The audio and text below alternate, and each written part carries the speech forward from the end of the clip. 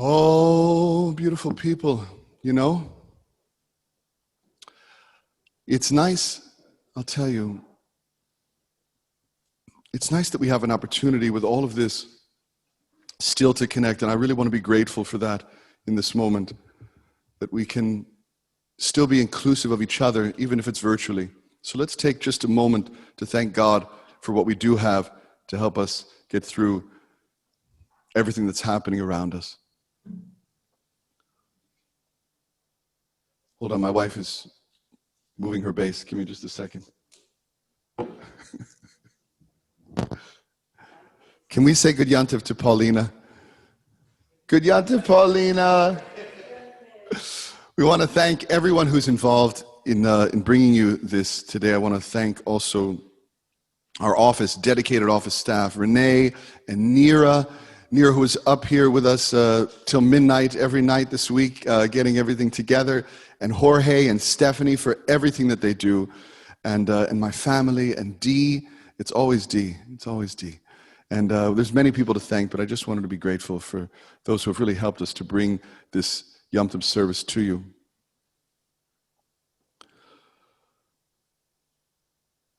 I want to ask a question or two. How do we grow now? How do we progress? How do we heal? How do we unite?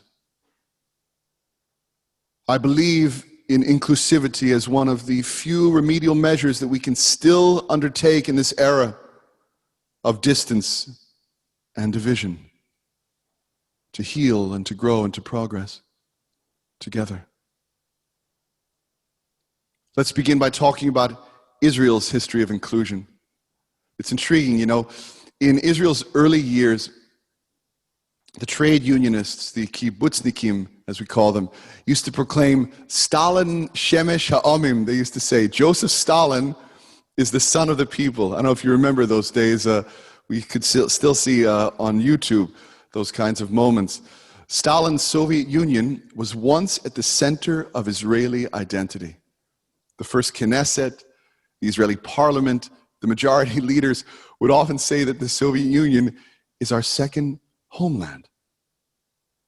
The whole kibbutz movement was arguably idealized communism. And David Ben-Gurion returned to Israel in 1923 from a visit to the Soviet Union and declared, "I am a Bolshevik." Anyone who lived in Israel, including myself in the 1980s, how many of you, by show of hands, lived in Israel in the 80s, right? Anyone who was there at the time knows that when you wanted to get a telephone installed in your house, you had to go to the post office, right? Because the postal service was also in charge of the telecommunications in the country, if you could believe that. And the average wait for a telephone was 3 years. My kids can't wait 3 minutes for a telephone. Can you imagine waiting 3 years? And it's still cheaper to buy Israeli dairy products in London or Paris or New York or Miami, because in Israel, the prices are still fixed according to the socialist policy. So this is how things operate in a centralized economy.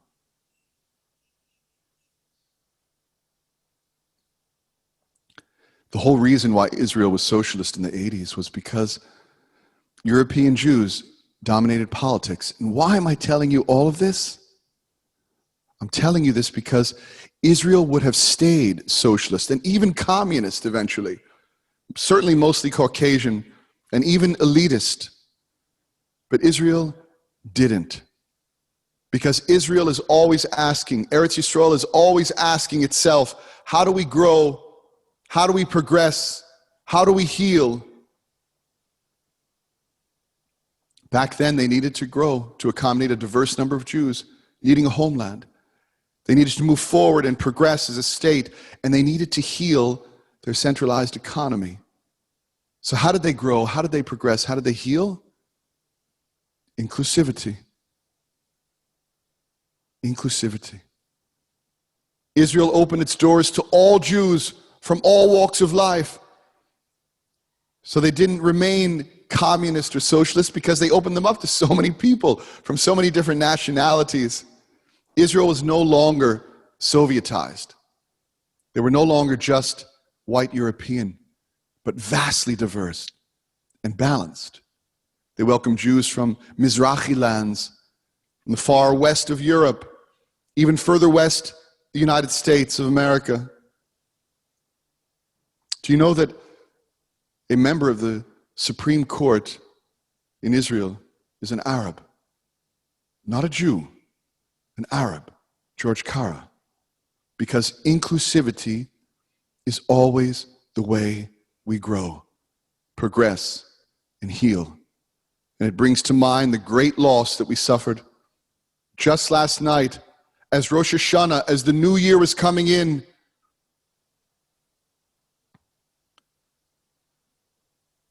The Supreme Court here lost one of its greatest champions, Ruth Bader Ginsburg,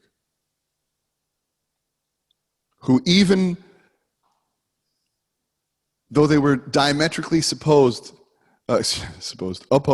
she worked directly and sometimes indirectly with everyone across the aisles.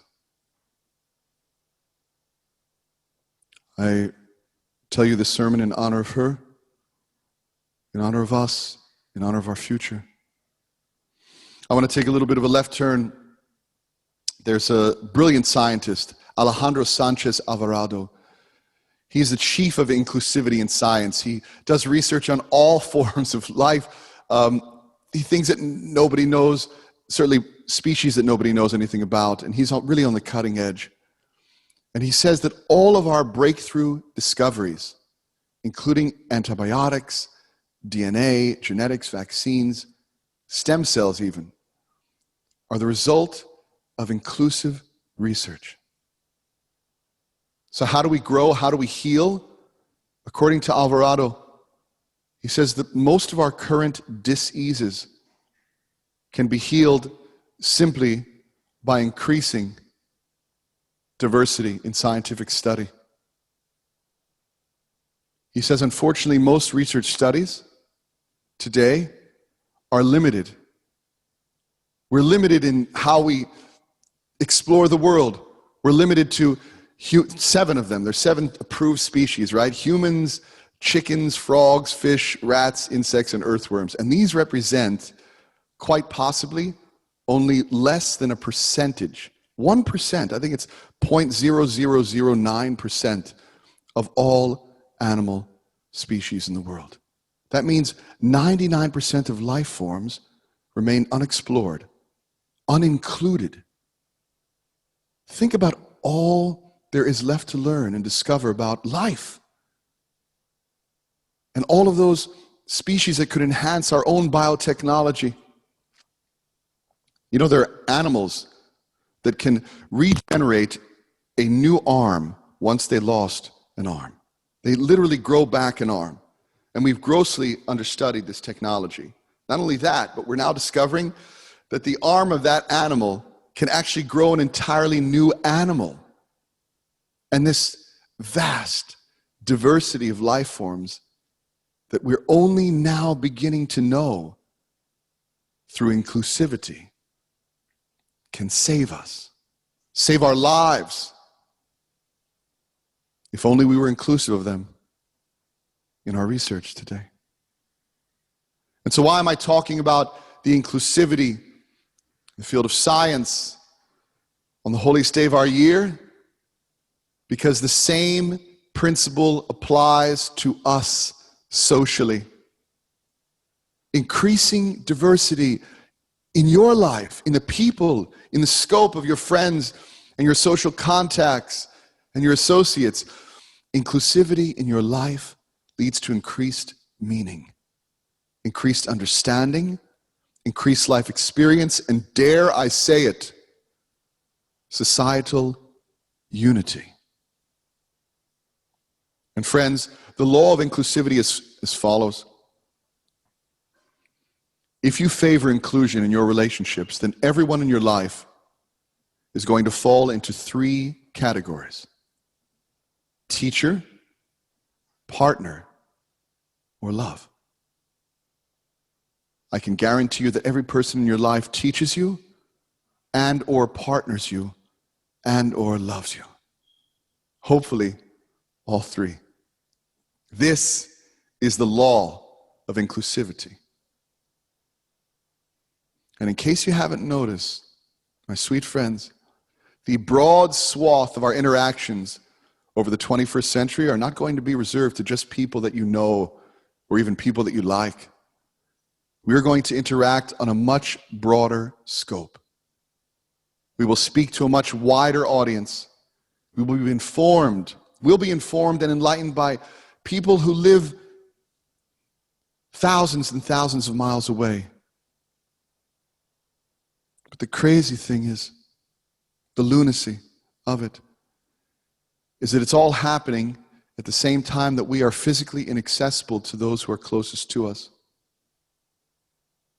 Our family members, our close personal circle, that many of us haven't seen in several months. So what does this mean? It means that we patiently wait to physically reconnect with our loved ones, and during that time, we're going to embrace the network of diverse humanity that's available to us online, just as you are today. Many of you from around the country and possibly around the world with us. Now, many of you have asked me a legitimate question. You said, Rabbi, how can God allow for all of this? Fires, floods, scathing social politics, pandemic, all of which, at the worst, leads to loss of life, and at least keeps us from each other. By show of hands, how many of you know someone, God forbid, who passed away from COVID-19 and their family couldn't see them? And they had to die alone in an empty hospital room, feeling like a captive in their final moments, surrounded by strangers. And God forbid, after they passed away, their family members couldn't even come and comfort each other physically. Some of them couldn't even attend their own mother or father or brother or sister's funeral, or God forbid, their child. So how can a compassionate God allow for all of this?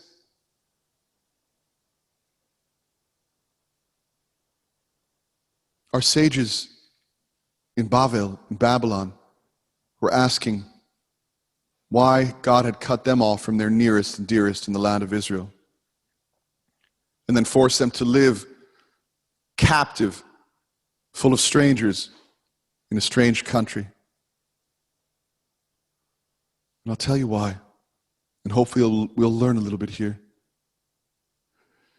In the Talmud, Masechet the Sanhedrin, if you're following along, it's Daf Chof Daled 24a. The Talmud teaches that Babylon, where we were forced to live as captives away from our loved ones, right, is associated with the word Balal, Bavel Balal. Babylon is Balal. It means in Hebrew to mingle. Because it was in Babylon where we learned to mingle. And here's a little history lesson, little one. Babylon waged war with us, and they carried us into captivity around 487 before the Common Era. And nearly 100 years later, in 400, Babylon fell themselves, and they fell to Persia, or the Persian Median kings. And that one of them was Ahasuerus, if you remember from the Purim story, right? And his descendants as well. And those kings enjoyed the Jews.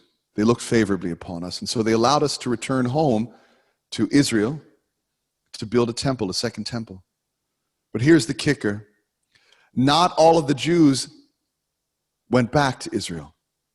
More than half stayed in Babylon. Those Jews, I guess, were just tired of moving around, and they remained there for hundreds of years.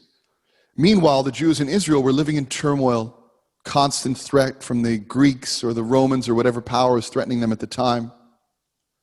And yet just 100 miles to the east of Israel, in Babylon, those Jews lived in serenity. And you see, all that Jews and anyone really in the world needs to flourish is just a little bit of calm. And so soon Babylon became the thriving center of Jewish scholarship. And that Jewish scholarship was mingling and living alongside Buddhists and people from Jainism, Zoroastrianism, Christianity, and many, many more religions that were all flourishing there. Jews, get this straight, they lived the way that you are, right in this moment, without being close to their loved ones. Most of them were far away in Israel. And they were intermingling with a broad spectrum of diverse teachers, partners, and friends in Babylon. Just the way that you are interacting with a diverse group of people online. And they were evolving at the time. This was an evolution, right? Not an entire catastrophe, but an evolution. And all this mingling and all this inclusivity is recorded in the Talmud Bavli, the Babylonian Talmud. And it is, to date, the greatest Jewish intellectually engineered inclusive endeavor. The Talmud stretches from antiquity to today. Millions of collaborations, each of them baked in the heat of fiery debate, every story, every reference, a mishmash of diverse disciplines. And it's all laid into print lovingly by Jews of every age and every skin color. This is your oral tradition. This is your heritage. This is your Talmud, and it is inclusive. This is what happens when people live for a period of time distanced from their close loved ones, yet intermingling with a broad spectrum of diverse groups. And the point that I'm making is that the Talmud could never have evolved if our settlements were homogeneous and exclusive. So again, we ask, how do we grow? How do we progress? How do we heal? Inclusivity. And I sit here with you in the holiest time of our people of the year, also in a time when we are torn apart by the political climate and separated by a pandemic, and yet at the same time we find ourselves informed and enlightened by a great diversity of new people. Walt Whitman wrote in his monumental American work, Leaves of Grass. How many of you read that by a show of hands? He wrote during America's most turbulent years, he wrote this piece. Our country was just beginning to shape itself with the large influx of immigrants of all nationalities, affiliations, and skin colors. And few to none of them were looked upon favorably by American citizenship. And yet, Whitman had a way of embracing the entire landscape of differences. You could smell the foods in the street. You can hear the religious cries, the accents, the music, the language, and he brought them all together in his poetry. He encouraged people to see what brought them together rather than what drove them apart. Whitman wrote, "The job of a poet is to resolve all tongues into his own. The poet is the joiner. He sees how they join." And he spoke of every immigrant favorably when no one else in the 19th century was. He says, and I love this quote, he says, and you who shall cross from shore to shore are more to me than you might suppose. I am with you. Every atom that belongs to me as well belongs to you. This, sweet friends, is the scripture of inclusivity. And Walt Whitman was the prophet. Yet,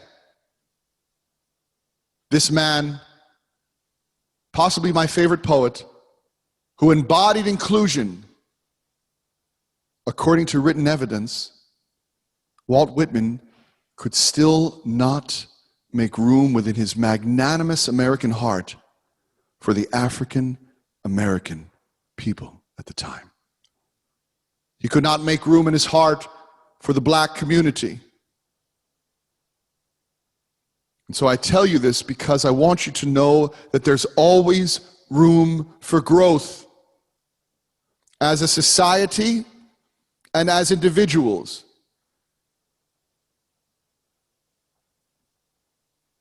Even Whitman, the chief of inclusivity,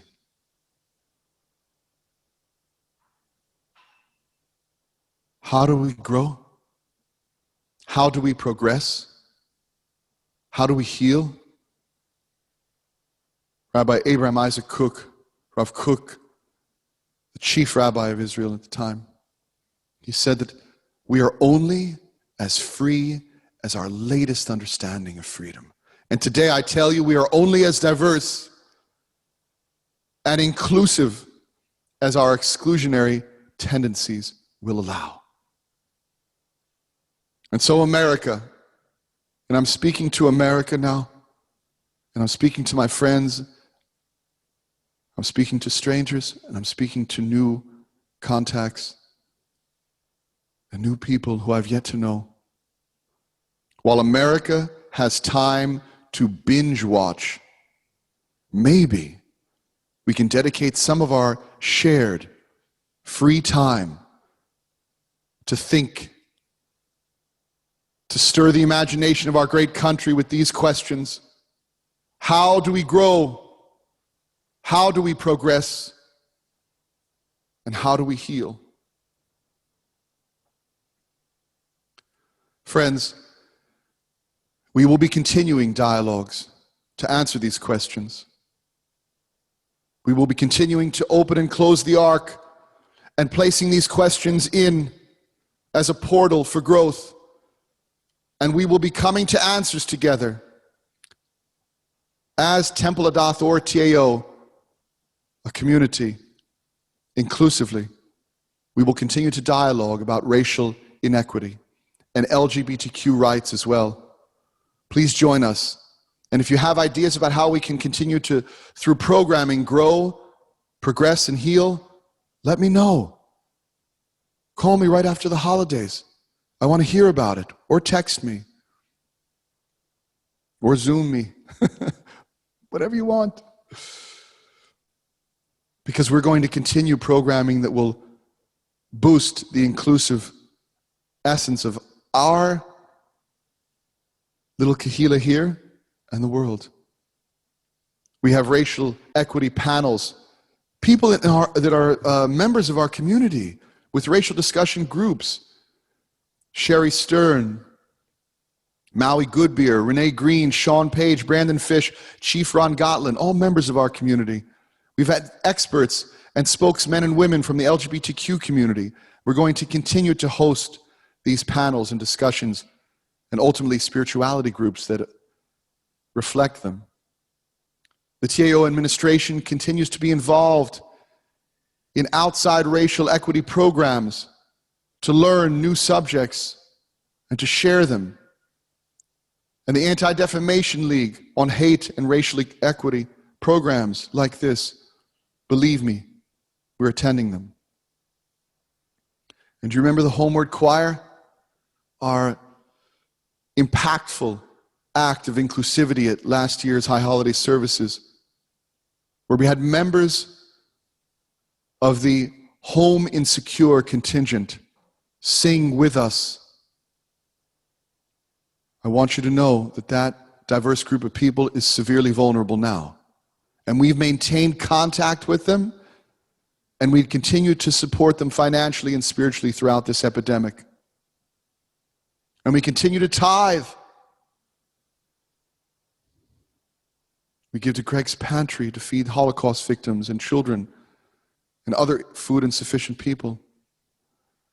We support Leket Yisrael to feed the hungry in Israel, which has grown due to the pandemic. And of course, Nan White and her beautiful family, our TAO adopted family, continues to be supported through this pandemic. And with all of this, we've never turned our attention from you. How do we grow? How do we progress? How do we heal? We promised you. Do you remember that? In April, at the onset of this pandemic, that we would find ways of connecting and growing, progressing and healing. And I believe that we did that in spades. We worked together as a team with the support of the functional and planning boards, presenters, musicians, volunteers, and staff. The office secured no-fee counselors and fulfilled requests for counseling during the COVID pandemic. And a wonderful group of women got right on WhatsApp and created a WhatsApp page to reach out to one another that still continues to connect us with posts. And we've created a host of new programming, in case you haven't seen it, every day of every week, just to keep us together as we promised during this time of distance and separation. We were able to enroll a broad spectrum of nationally renowned clergy and teachers who normally would not have been available to us, but they're sitting at home with nothing to do, so I called some of my friends. And we reached into our pockets to create a budget for them so that you can be enlightened by different rabbinic teachers, Jewish leaders, and friends every week. How do we grow? How do we progress? How do we heal? We have increased the frequency of Friday night services to weekly, Wednesday night wisdom class weekly, Saturday afternoon meditation and music and study weekly, men's spirituality groups, women's spirituality groups, who some of them have merged. Sundays, we have preparing for the passing of a loved one, hosted by Dr. Brent Schillinger. We have virtual chesed visits to those who need upliftment, hosted by Eileen Grove. And then the teachers from our community came out and shined. Maria Daskell, Dr. Lisa Sirota Weiner, Stephen Snyder, Mitchell Berger, Vicki Lichtman, Peter Fox, Ron Ames, Michael Albert, Kathy Bowers, Rivka Maiden, Ben and Bonnie Greenberg, Marty and Amy Siegel, and many, many other. Forgive me if I've forgotten. Many other brilliant TAO members who shared their wisdom, knowledge, and understanding. And Elaine Bloom, and Barry and Rika Lovis, and Lori and Lenny Samuels, and Sonny Arfa, and Claudia Gill, Margaret Schulke, and Roy Glassberg. Okay, I'm not sure if the Kurtzmans taught, but let's give them teaching credit as well. Dr. Penny Schillinger, Adrian and David Barman. They let you gain perspective into their life stories. And it was all on that program, Getting to Know TAO, with Ann Goldberg, who hosts it masterfully. And I have to give credit to Rabbi David Barron, my friend in in Los Angeles, our friend who gave us the idea for Ann's program. And I'm only now beginning to see the importance of all of this. As we were traveling through the desert as the children of Israel, Moses, Aaron, and a prince from each tribe would go around to the camp of their people. They would go around from tent to tent, and according to Rabbi Mordechai Yosef of Izbika, the Ishbitzer Rebbe, each of them met every individual. And Moses and Aaron, and I hope that Miriam was with them, and a leader from every tribe could see clearly how that particular citizen was needed. You know, my father yelled out just a moment ago, Alan Kurtzman, you know, all of these people who are leading the men's group. You have Brent Schillinger and Ray Vitello and the women's groups led by, who's leading the women's groups now? Rivka Maiden and who's the one leading the One South? We'll get that in a second. This is how a community behaves. Kathy Bowers, right? The leaders notice, the community notices. We highlight and do our best to include everyone's significant contribution. And I'll end with this. And I'm going to show you some pictures now.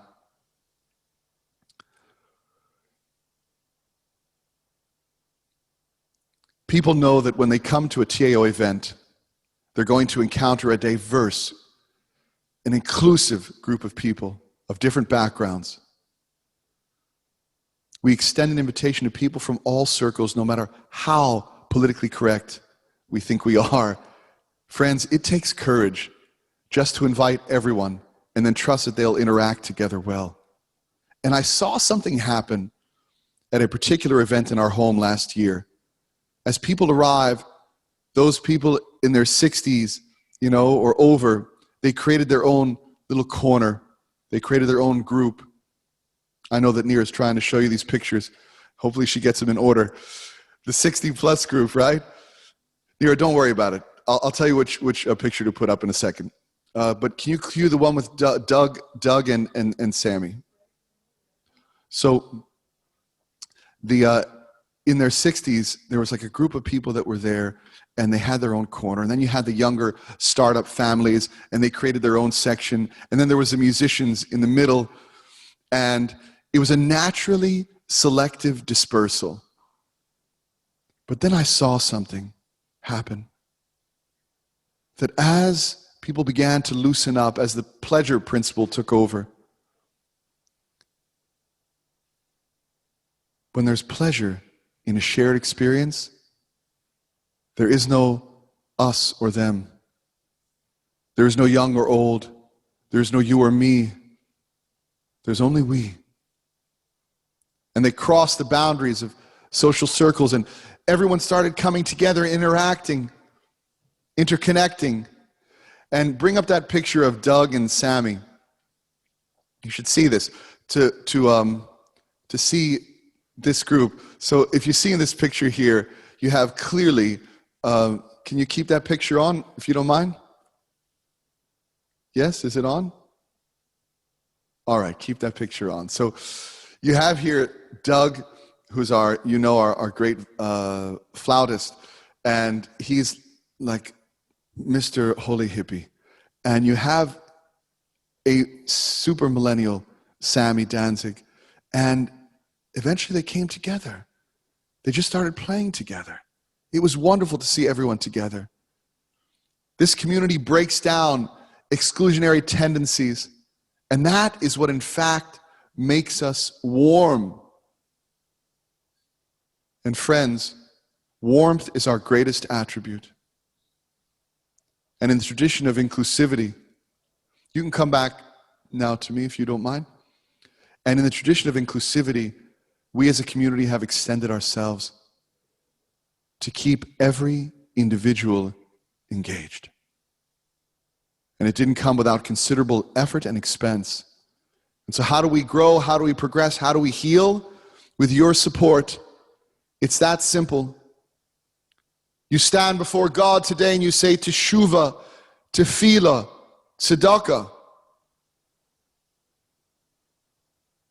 You promise to return to your divine essence, to exist in divinity and to operate with generosity.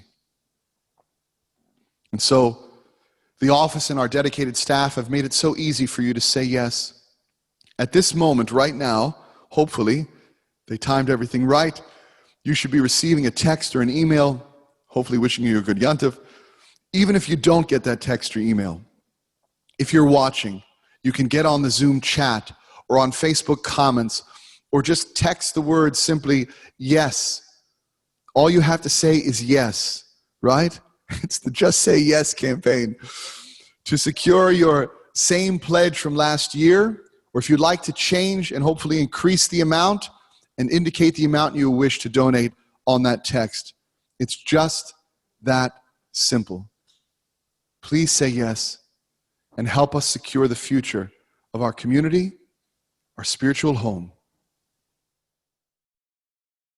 and this world. Amen.